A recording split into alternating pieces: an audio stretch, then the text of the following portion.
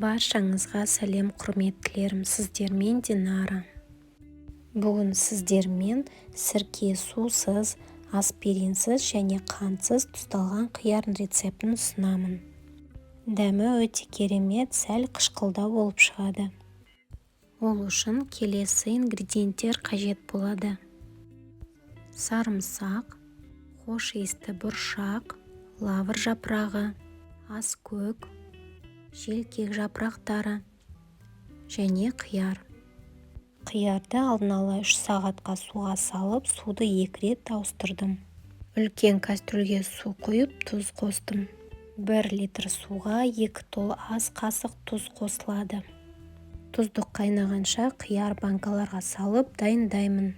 Банканың түбіне желкек, сарымсақ, бұршақ хош иісті бұрыш, лавр жапырағы, аскөк және қияр саламын.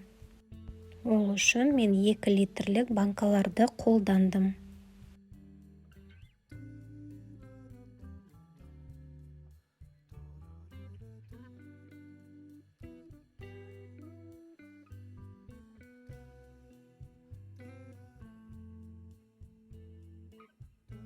Тұзды қайнады, оттан алып, оны бірден қияра құямын және банкалардың бетін қақпақтарын жауып қоямын.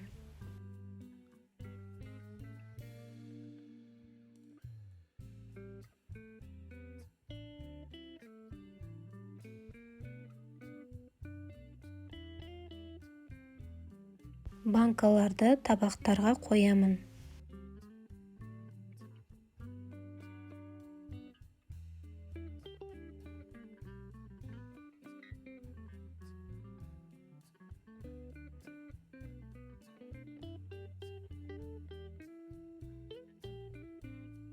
Бөлме температурасына байланысты шамамен 2 күннен кейін тұзды ерітінді, бұлыңғыр болады және қияр түсі өзгереді.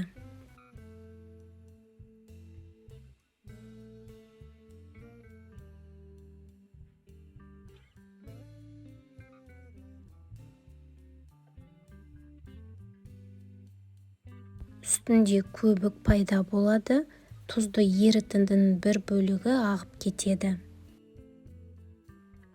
Қиярдың жоғары жағы толығымен сумен жабылғаны дұрыс болар, әйтпесе олар бұзылуы мүмкін.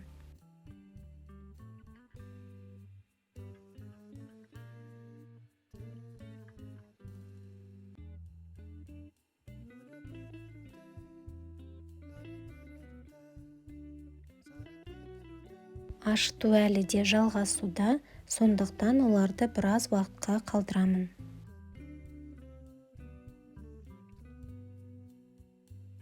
Енді белсенді ашыту жоқ, кейбір жерлерде тұнба көрінеді.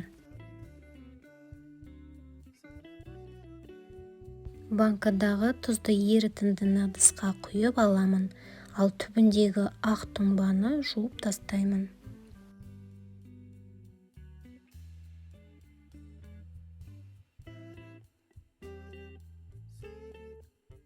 Ол үшін қиярды таза сумен банкада шайып тастаймын.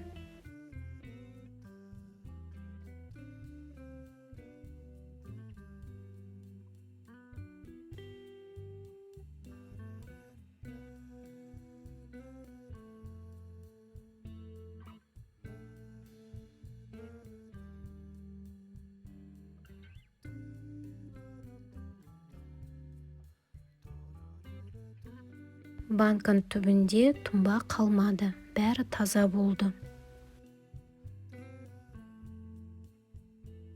Банкалардан құйып алған тұзды ерітіндіні плитаға қойып қайнатамын.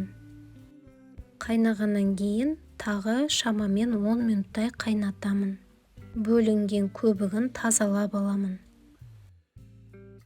Тұзды қайнап жатқанда қиярды және приправаларын тығызырақ саламын.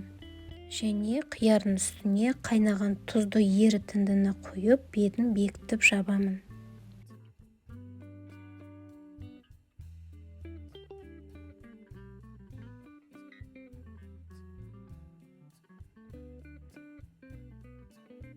Банкаларды аударып, суығанша жеңіл майлықпен жауып қоямын.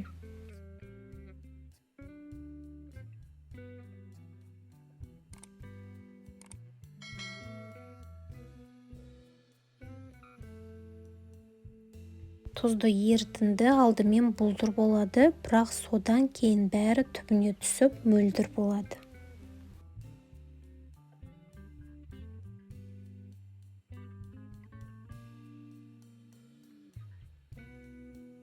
Сіздерге ұсынған рецепт және видео ұнаса, лайк басып, комментарий жазып тіркелуді ұмытпаңыздар.